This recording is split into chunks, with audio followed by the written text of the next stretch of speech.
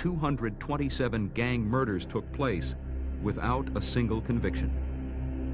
The epitome of this lawless violence occurred on February 14th, 1929. 4 members of Al Capone's Chicago gang, dressed as police officers, and cornered 7 rival members of the Bugs Moran gang.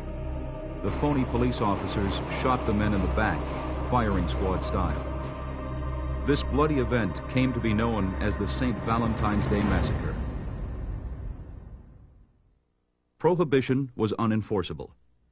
1,500 federal agents had the daunting task of protecting 18,700 miles of coastline and inland borders from smugglers. They had to regulate industries that used alcohol legally to make everything from shaving cream to diesel engines.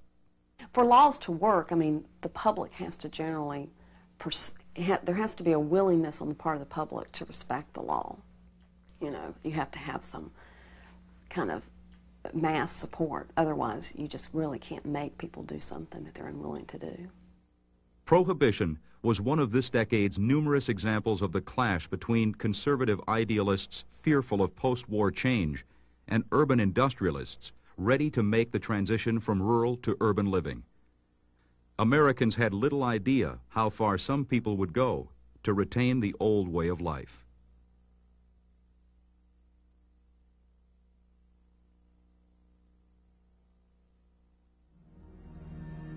Angry white men in the southern United States, reacting to the change in the status quo, organized the first wave of the Ku Klux Klan in 1865 after the Civil War. The main objective of the Klan was to deliver their own form of justice by terrorizing and committing violence against former black slaves. This movement fizzled out by 1869 and stayed relatively dormant for almost 50 years. In 1915, William J. Simmons, a failed preacher, led a small band of followers to the top of Stone Mountain outside of Atlanta. There they set fire to a cross, and in doing so, sparked the resurgence of the Ku Klux Klan in America.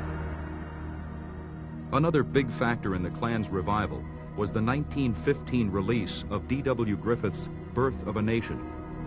The epic film, set during the Civil War, portrayed the Klan as a noble group of loyal Southerners fighting to protect their way of life. Most people claimed the Birth of a Nation with the Klan riding in, you know, as cavalry to the rescue of a beleaguered Southern white family being attacked by a group of white rough Reconstruction Republican radical ruffians and their black cronies, and the Klan rides to their rescue. And that, just the whole idealization of the Klan built up this great, you know, feeling of, well, the Klan maybe had been pretty good. So the Klan then is a reaction. It's more or less this pure American, 100% American. And the original Klan had started in Reconstruction, and it was a reaction against African Americans specifically. But in the 20s, it's a reaction against anyone who's non-Protestant, non-white, non-Anglo-Saxon. So if you're Catholic, if you're Jewish, if you're black, then, and that's why it's beyond the South. It's in the Midwest, it's in the West, and it's violence. At its height during the mid-20s, Klan membership reached over 3 million, which allowed the racist organization to gain substantial political power. In 1922, Texas voters sent Klansman Earl Mayfield to the U.S. Senate. Klan efforts also were credited with helping to elect governors in Georgia, Alabama, California, and Oregon. In August 1924, Imperial Wizard Hiram Wesley Evans organized a parade of 40,000 Klan members down Washington's Pennsylvania Avenue to the Washington Monument. This event proved the Klan had achieved power, not just in the South and Midwest, but on a national level. By the late 20s, the power and numbers of the Klan began to dwindle from internal struggles, anti-Klan press, and general public disgust. The KKK would reemerge in the 1940s during the early stages of the civil rights movement.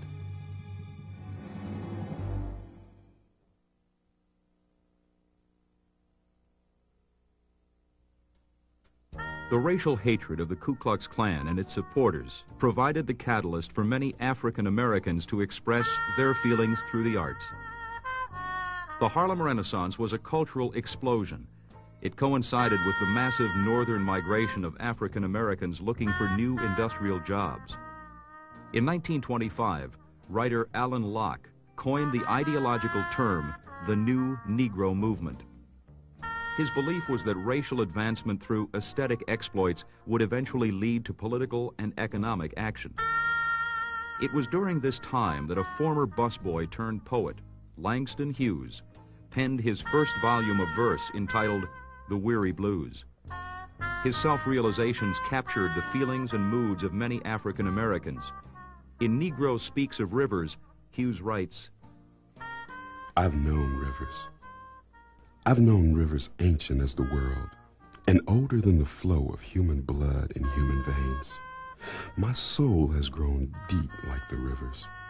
I've bathed in the Euphrates when dawns were young. I built my hut near the Congo, and it lulled me to sleep. I looked upon the Nile and raised the pyramids above it. I heard the singing of the Mississippi when Abe Lincoln went down to New Orleans, and I've seen its muddy bosom turn all golden in the sunset. I've known rivers, ancient dusky rivers.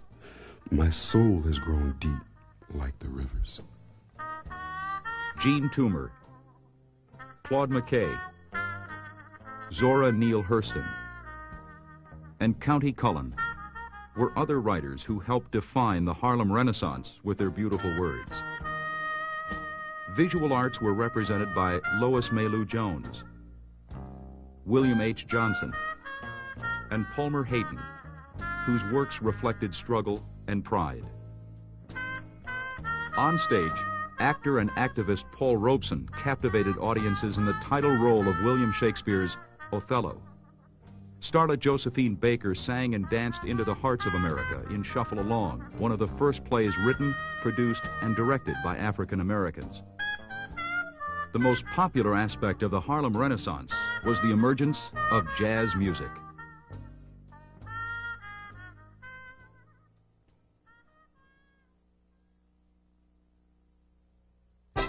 Another epithet for the 1920s is the Jazz Age.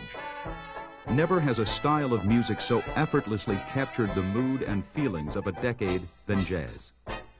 For its critics, it represented a musical manifestation of society's downfall. For its fans, jazz represented the infinite possibilities of new social freedoms. Jazz came pretty much from New Orleans. It may be a cliche, but like a lot of cliches, it happens to be true. A combination of ragtime, blues, brass band music, perhaps classical music, and it all kind of, you know, New Orleans is kind of a melting pot with various, a lot of French influence there that you don't find elsewhere in the country, and may have had a lot to do with it, and Caribbean music as well. The music migrated north to Chicago and Harlem, boasting acts like Joe King Oliver, Bessie Smith, Sidney Bechet, and Jelly Roll Morton.